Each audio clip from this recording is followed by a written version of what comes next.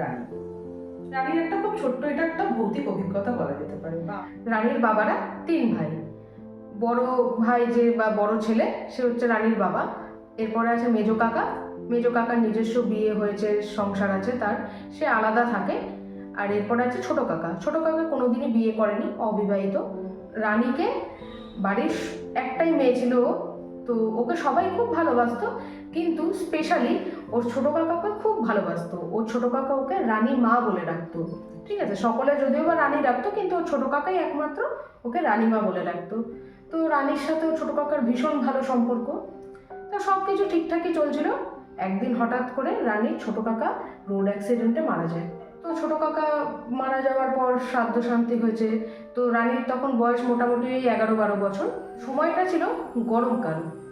তো একদিন সন্ধ্যাবেলা ও ঘরে বসে পড়ছিল নিজের মতো, ঠিক আছে, আর ওর মা রান্নাঘরে ছিল। ওর বাবা তখন অফিস থেকে ফেরেনি। আর ওর ঠিক মানে যেখানে পড়ছিল ওর সামনেই একটা জানলা ছিল, জানলা খোলা ছিল গরমকাল বলে। তো পড়তে পড়তে হঠাৎ ওর চোখ যায় জানলার দিকে। তো জানলার দিকে চোখ যেতেই ও দেখতে পায় যে একটা কোনো অস্পষ্ট মানে ছায়ামূর্তি, ঠিক আছে।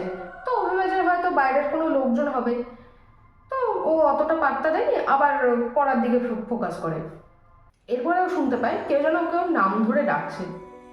তো ও অতটা পাত্তা দেয়নি, ঘরে ফ্যান ট্যান চলছিল, ওই আওয়াজেও ভালো করে হয়তো ভেবেছে শুনতে পাইনি, ও ভেবেছে হয়তো আমারই মনের ভুল। আবার ওরকম ওর মনে হলো কেউ যেন নাম ধরে ডাকছে। এরপরে ও ভালোভাবে শোনে যে ওর নাম ধরে মানে রানী, শুধু রানী বলে ডাকছে না, এরপরে একটা ওয়ার্ড যোগ হয়েছে, সেটা হচ্ছে রানী মা। ওকে কেউ ডাকছে রানী মা বলে। তখন ওর হট করে মনে এসছে রানী মা বলে তো আমাকে ছোট কাকা ডাকতো। তো মানে ওর যে ছোট কাকা মারা গেছে এটা ওর হট করে যখন মাথায় এসছে, ও প্রচণ্ড ভয় পেয়ে গেছে। স্বাভাবিক। ও তখনই দৌড়ে ওর মার কাছে যায়, রান্নাঘরে গিয়ে ওর মাকে বলে। তখন ওর মা বলে, না তোর হয়তো মনের ভুল হয়েছে, হয় তুই তোর ছোট কাকাকে খুব ভালোবাসতিস, হয়তো সেই ডাকটা তুই বারবার ফিল করছিস, মানে শুনতে পাচ্ছিস যে তোকে ডাকছে। বলছে না মা, আমি একটা অস্পষ্ট ছায়ামূর্তি আমার জানলার সামনে দাঁড়িয়ে থাকতে দেখেছি।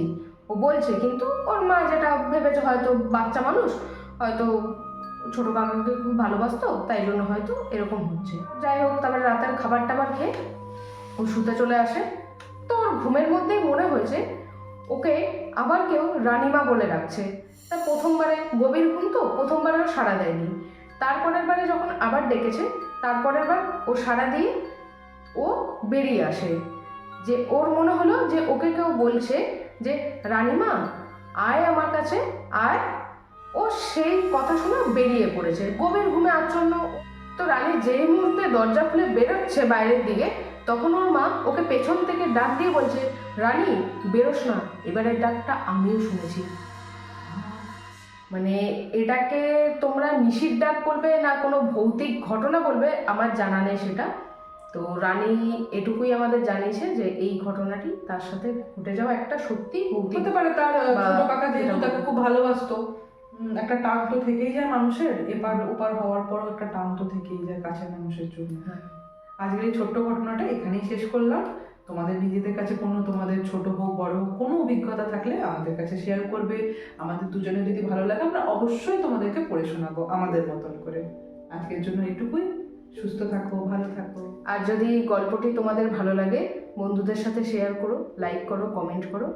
আজকের জন্য এইটুকুই, টাটা।